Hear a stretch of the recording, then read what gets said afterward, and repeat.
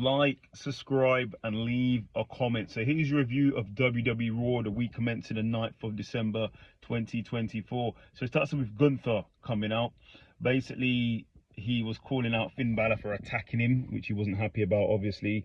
And then Finn Balor comes out with a Judgment Day, calls out Gunther, say he's taking his title at Saturday night's main event. And Gunther says Finn, he doesn't respect Finn because he used to, but the way Finn acts now, he's got a crew with him that are up to no good. He can't do things on his own. He can't have a fair match, so he doesn't respect Finn anymore. And all Gunther says Finn was only the best in the world for one day. That was a bit of a stinger. Then Damian Priest come out, and also he says he doesn't respect Finn for cutting corners. And then Damian Priest comes out, and then they all have a brawl.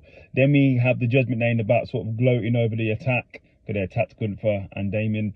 Then Adam Pearce basically says his match, Finn's match at Saturday night main event, is now going to be a triple threat match. It's going to be Gunther, it's going to be Finn Balor, and obviously Damian Priest. So, and they also have to defend their titles against the War Raiders, so a bit of punishment there. Then we have the Final Testament versus Wyatt Six in a great match. Go and watch it, you haven't seen it. But in the end, Karrion Kross gets the victory. I think this is the first loss for the Wyatt Six, so it looks like they're now coming down. I don't know if this was an experiment or whatever it was, but it's now sort of on the way down, so let's see what happens. Then we have CM Punk being questioned about the favor he wants from Paul Heyman. He said he's not going to tell anyone what it is.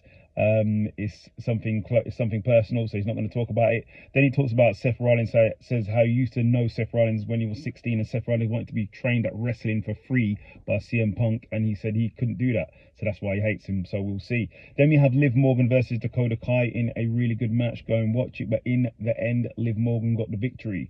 Then we have Drew McIntyre basically he's back to take out Sami Zayn and Jey Uso and anybody who's to do with Roman Reigns, because obviously he doesn't like Roman Reigns or anything to do with the bloodline. Then we have Seth Rollins come out. He talks about CM Punk. He talks about CM Punk ignoring him when he left WWE. Seth Rollins tried to reach out to him. CM Punk ignored him, ghosted him, and CM Punk has, when he was away, was tearing down WWE. So this is why Seth Rollins has an issue with him, which I always knew anyway. And he said when he went elsewhere, things didn't work out. You know what he's talking about. Then Sami Zayn comes out, says Seth is starting to sound like Drew McIntyre. Then Sami goes, not. Seth says he's not, but Sami also calls out Drew McIntyre for a match at the Saturday night main event.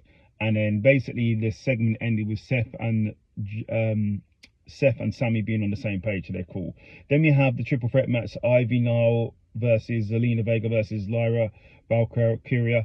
Really good match for the Intercontinental Women's Tournament, but in the end, Lyra gets the victory. New Day come out, they couldn't say anything, they were getting booed heavily, near Dominic Mysterio levels of booing, so that was that. Then in the main event, it was Rhea Ripley versus Raquel Rodriguez in an extreme match. Really good match. You had tables, you had chairs, you had everything. In the end, Mommy gets the victory. Rhea Ripley wins.